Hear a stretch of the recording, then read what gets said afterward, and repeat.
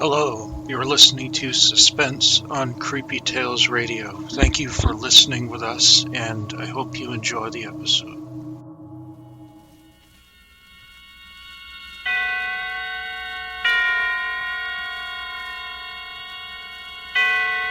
Roma Wines present Suspense.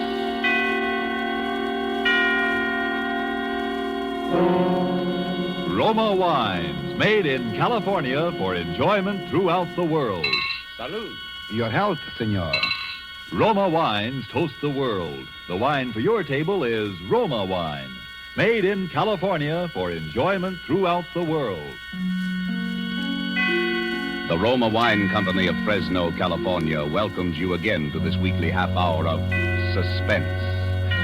Tonight from Hollywood, Roma Wines bring you as stars Miss Ida Lupino, currently being seen in Warner Brothers In Our Time, and Mr. Vincent Price of 20th Century Fox, soon to be seen in the derelict Zanuck production Wilson. For the appearance of these two distinguished screen personalities, Lucille Fletcher has written a suspense play that deals with brooding anxiety and sharpening suspicion, played against the severe and forbidding background of the late Victorian era.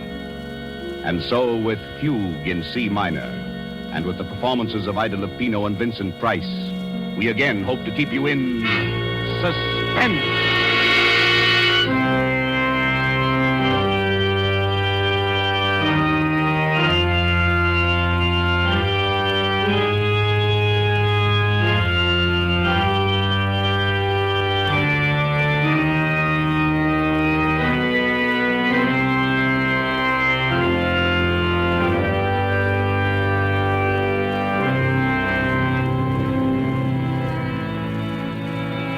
April 1st, 1900. Dear Bessie, this is just to let you know that I arrived in Pilotsville. Lizzie met me at the station. She's heartbroken about Papa's bankruptcy and for some reason feels that it's up to me to remedy the family situation. I told her I'd been offered a job, but she swept away that idea in horror. A girl with your looks, Amanda Peabody, doesn't have to get a job. There are too many rich husbands floating around for that. Furthermore, she says she has a rich husband already picked out for me right here in Pilotsville. Don't you remember? I told you about him at Christmas time. He's a Mr. Evans, rich as Croesus, charming, cultured, a lonely widower with two dear little children. And besides that, he's just your type, a real intellectual. You should hear him play the pipe organ. And you know, Bessie, I've met so few interesting men lately. And all you'd have to do is lift your little finger.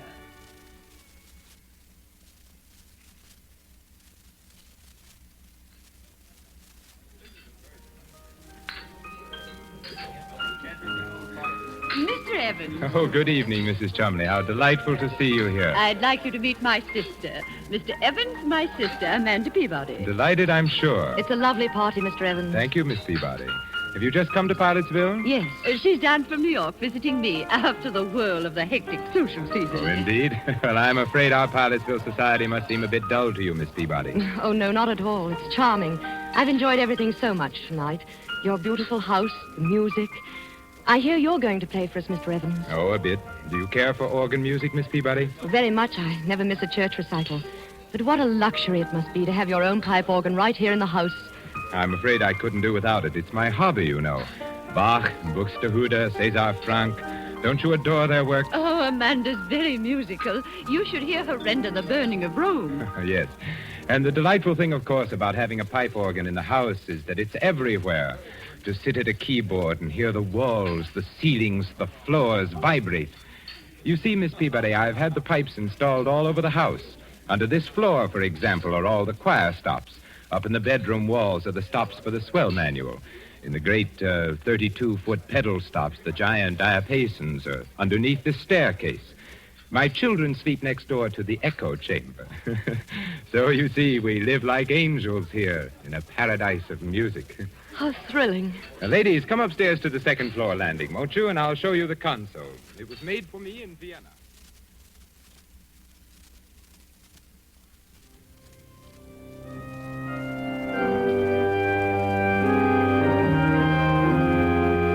April 7th, 1900.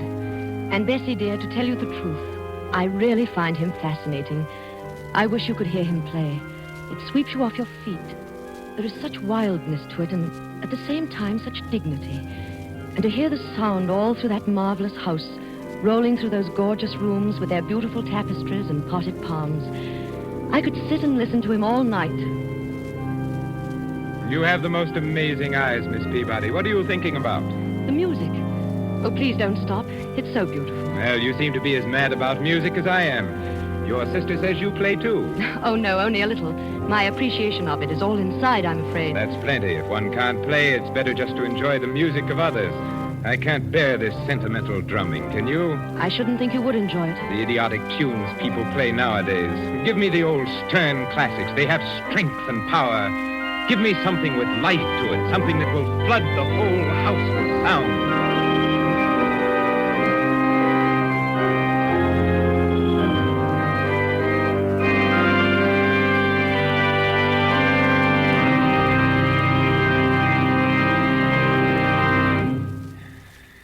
Marvelous. You're a very unusual girl, Miss Peabody. Quite unlike the run of girls down here at Pilotsville. Yes, in what way? Oh, it's rather hard to explain. Some more tea, Amanda? No, thank you. A muffin? No, thank you. You have an excellent cook, Mr. Evans. Please call me Theodore. You know you promised. Theodore. Amanda. And your house is beautifully run, too. You must have an excellent housekeeper. Everything always looks so charming and quiet. I haven't even heard a peep out of your children. My children? Oh, yes, the children have been away at school. You have two, haven't you? Yes, Daphne and David. What sweet names. Ordinarily, I don't approve of schools for young children, but you see, they were rather overwrought. After Mrs. Evans passed on... I can well understand. They were almost morbidly devoted to their mother, and then, of course, the unfortunate circumstances of her death, but... I suppose your sister, Mrs. Chumley, has told you all about that. No, not very much, except your wife was killed in a street accident, wasn't she? Yes, in Philadelphia. A brewery wagon and 4 horses ran her down. Oh, how terrible. It's something I don't like to think about very often. Poor, beautiful Margaret. Well, it's like a nightmare, Amanda, and I still can't feel reconciled, but... Well, what I was driving at was the children. They were in school when she died, and by some malicious stroke of fate, there was an epidemic of scarlet fever raging up there. The authorities wouldn't lift the quarantine and let them out for her funeral. Oh, poor little things. Yes, it upset them dreadfully. In fact, I sometimes fear it's left a mark on them which may endure all their lives. Why, what do you mean? They suffer from delusions about her. They think that in some way she is linked...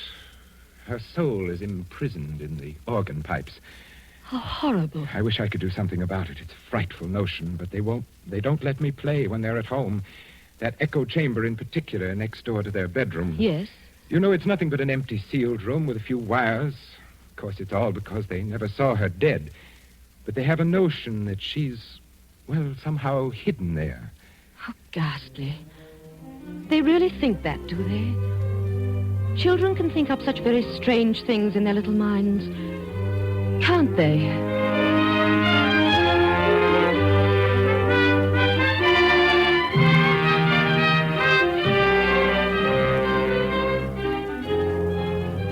Tonight for Suspense, Roma Wines are bringing you as stars Miss Ida Lupino and Mr. Vincent Price, whom you have heard in the prologue to Fugue in C minor. Tonight's tale of suspense.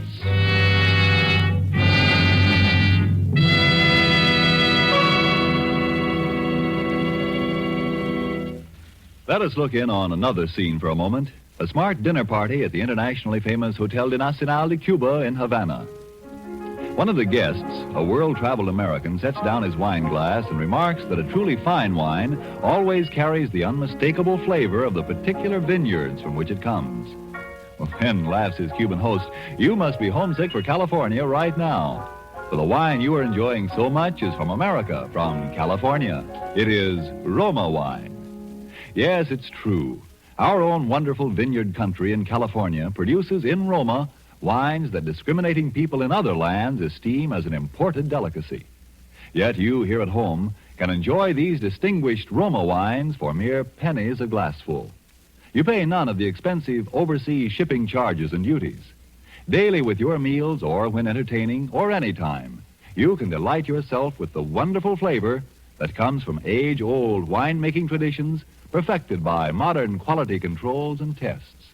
Yes, only pennies a glassful for a treat you are certain to enjoy. For remember, Roma wines are America's largest selling wines. Roma, made in California for enjoyment throughout the world. And now it is with pleasure that we bring back to our sound stage Ida Lupino as Amanda Peabody and Vincent Price as Theodore Evans in Fugue in C minor. A tale well calculated to keep you in suspense.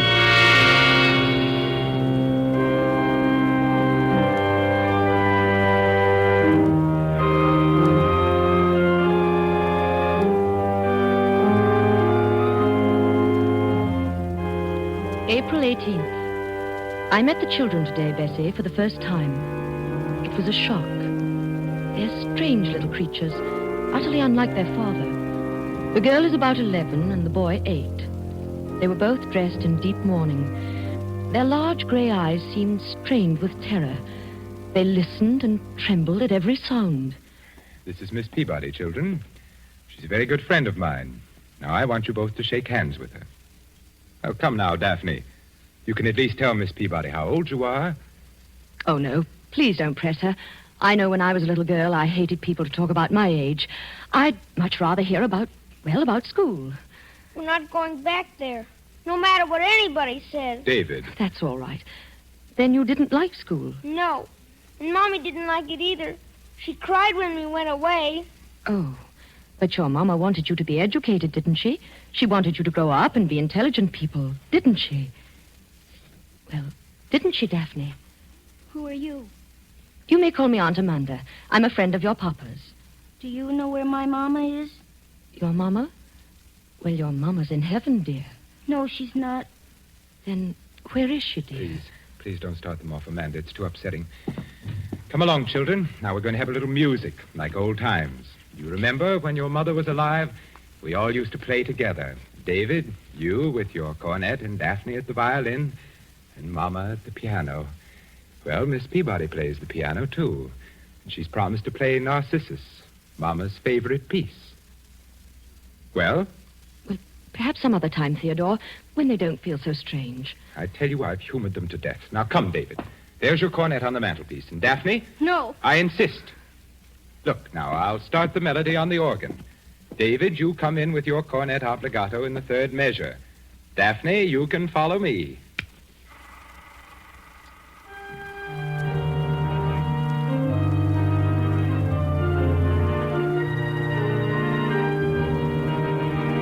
What's that? Come along, children. What's that note? That note making that funny noise. What note? Oh, you mean that? Oh, that's just a cipher. A wire must have stuck somewhere. One of the pipe valves. It's Mama. That's where Mama is. She's calling for us. Now, don't be silly. I'll just hit the key a few times and it'll stop. You've heard these ciphers before, haven't you, Miss Peabody? Well, I don't know much about pipe organs. It's a common technical occurrence, but very annoying, of course. What is she doing in there? Why doesn't it stop? That's where she is. She's in the pipe and she can't get out. Daphne, stop that nonsense. Oh, hush, dear. Your Papa will fix it. No, he won't. He can't. She won't let him because he killed her. Daphne, what did you say? Oh, she didn't mean it, I'm sure. The poor little thing's hysterical. We should never have tried to persuade them. Oh, Amanda. Just because they never looked upon her face, because they never saw her lying there in the coffin. Hush, hush. My own children believe that I am a murderer. Theodore, you're making them both sick. And so I who loved their mother so much, who was so devoted for 12 years, do I look like a murderer, Amanda? Do I? No. There it is again. It's Mama. It's Mama. Shh, dear. I'll take them upstairs for you, Theodore, while you try and fix it.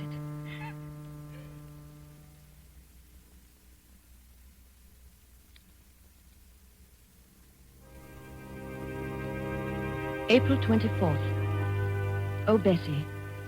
Those poor little children. We took them out to the cemetery today to show them her grave. A marble angel guarded it. It was planted with pure white tulips. How final it was and peaceful. And yet they began to tremble again the moment we set foot inside the house. Poor Theodore. The man is nearly out of his mind. What can he do? I keep asking myself that question. She died in Philadelphia, you say? Yes, on May 15th, just a little less than a year ago. You weren't with her? No, she went there to take a piano lesson. There was a new teacher she'd heard about. She was always so self-conscious about her technique.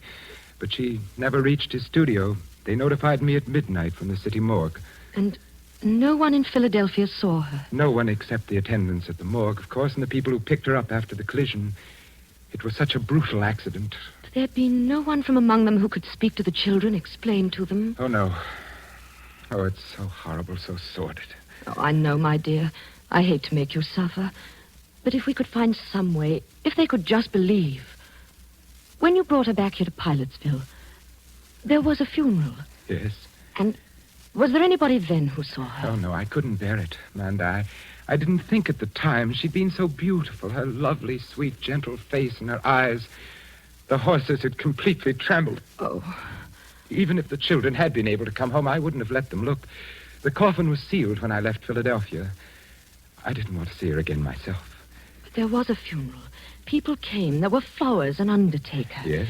Well, if they could believe that, if there was one witness, perhaps my own sister, Lizzie.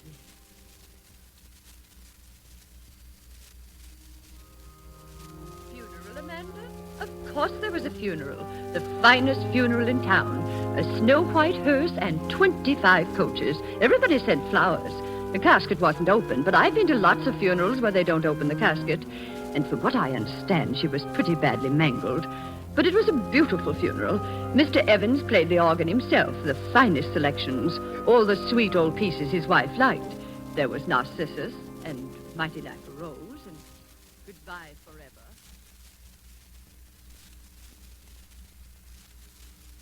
That's the way it was. So you see, David, my sister, Mrs. Chumley, was there. Yes, but how did she know it was Mama? Oh, David. She didn't see Mama, did she? Well, nobody saw your poor Mama, dear. She wouldn't have wanted anyone to see her. Mommy wasn't there. She talks to us every night. She tells us to look for her. Where, dear? In the pipes. But, David, your Mama's dead. She's been dead for nearly a year. Now, you saw her grave out in the cemetery. She's happy and at rest. Why doesn't Papa give us a key? If he'd only let us have it, we could look for her. What key, dear? The keys to the pipes. There's a little door just underneath the stairs. That's where the big pipes are. And inside it's all dark. But there are the tunnels. There's a little room. A Go little on, room. dear. That's where she's hiding. That's where Mommy is. That's where Mommy is. Oh, David, darling, now look, come here. No, I hate you. But why do you hate me? Why don't you let me help you? Because Because what? you like him. Him? Papa, you're going to marry him, aren't you? Yes, you are. Tafina says you are. You're going to marry him. Then he'll send us back to school. There'll be no one left to help Mama.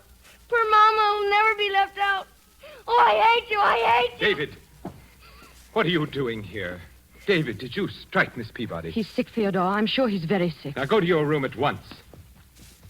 Oh, those dreadful children. I tell you, Amanda, they'll ruin whatever happiness we might have. Theodore, I love you very much.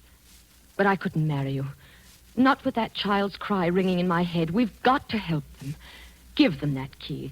Let them go and look in the room where the pipes are. Then they'll see for themselves that there's no ghost. Key? Who told you about a key to that room? The children. The children? Amanda, I'm going to tell you something I've never told to a living soul. It may frighten you. Yes. Margaret was going mad when she died. Oh. No one knew it but me. It ran in her family. I discovered it long after we were married, after the children were born. Otherwise, I'd never have... And now you think the children? I'm afraid so. It was peopling of sound she had, just like them. A fear of the dead's returning. She used to play... What's that? Sounds like the organ. But the motor isn't on. The console was locked when I left. Someone's trying to play. No one but me can touch that instrument. It's forbidden in this house, and the servants are out. Unless those children... Come upstairs, Amanda.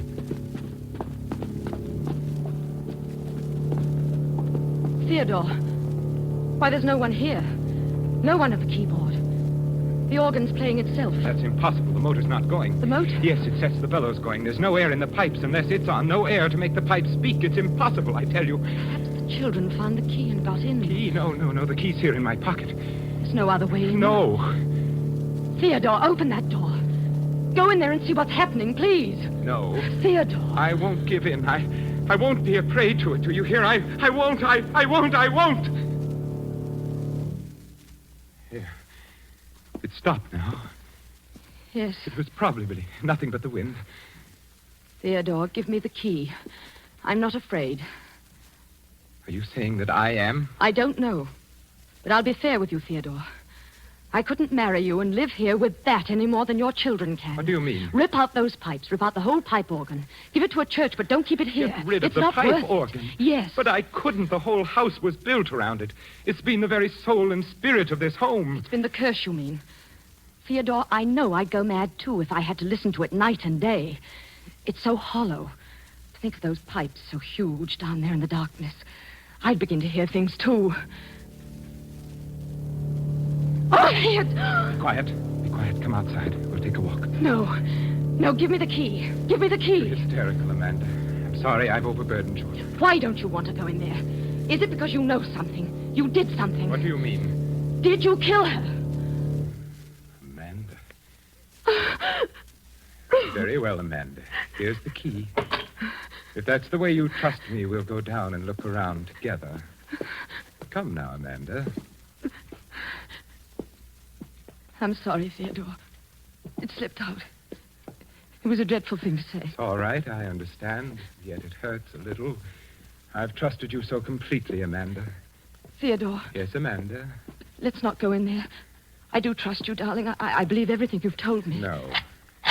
This little key. To think it should mean so much. Oh, black it is. Yes, pitch black. And cold. Where are the pipes? I can't see them. Come in further, Amanda. You'll see them as soon as your eyes grow accustomed to the darkness.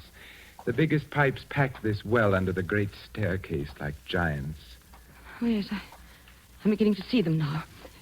Shouldn't we go and get a candle? Oh, no. Go in a little further. Be careful. The floor's a maze of wires. Now stand there for a second. Theodore, don't leave me. I won't be long. I thought you said you weren't afraid. No, I'm not only... Where are you going? Just upstairs to play for you. Theodore. I'd like you to hear how the music sounds in the darkness. It's quite an experience being so close to the pipes. You know, narrow, suffocating, especially when I play the great Passacaglia and Fugue of Bach. Oh, Theodore, please. I don't want to stay Perhaps here. one of the Rheinberger symphonies or the great chorales of César Franck. Margaret, of course, preferred Narcissus. Margaret. You're very gullible, Amanda. Then you did kill her. You killed her in this room. And you're going to kill me. Yes, simple, isn't it? But why? I don't Why? know. One gets tired every now and then of mere music. Sometimes the classics demand competition. A scream, for example. There's something so exciting about pulling out all the stops and drowning out all human sound. Have you ever tried to match your voice, Miss Peabody, against the thunderous voice of Bach? It's most effective.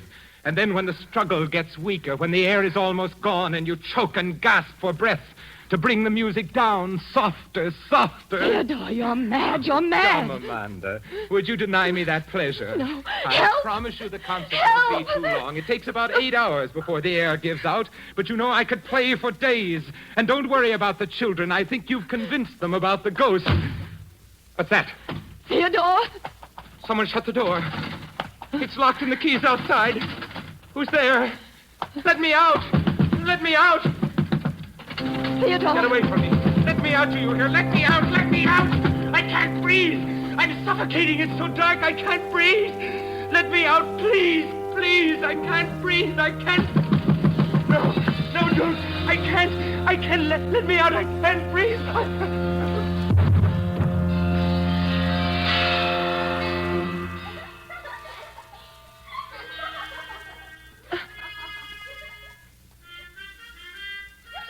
Theodore.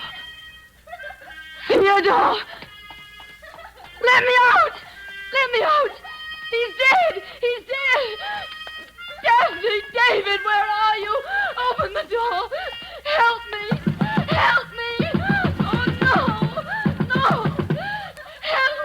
Help.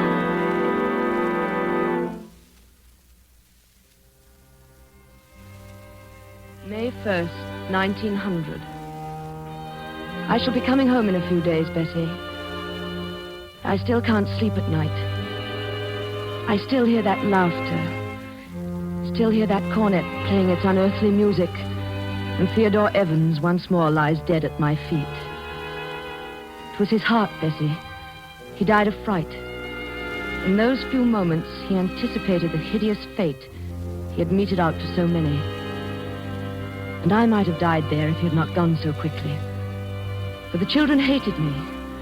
They wanted to kill us both. Those terrible, pathetic children. What horrors they must have sensed in that charnel house. There were other women beside his wife. The police found them all buried and stuffed away into unused parts of the pipe organ.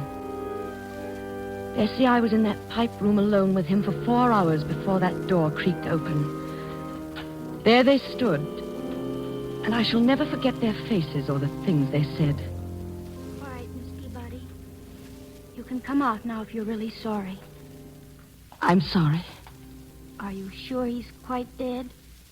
Yes, he's dead. We were right all the time, weren't we, Miss Peabody? Yes, you were right.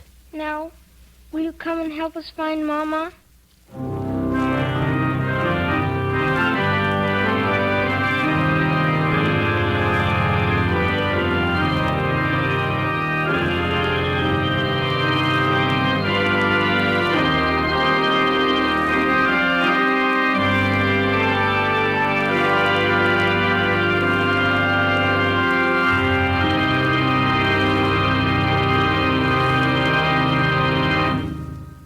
And so closes Fugue in C minor, starring Miss Ida Lupino and Vincent Price.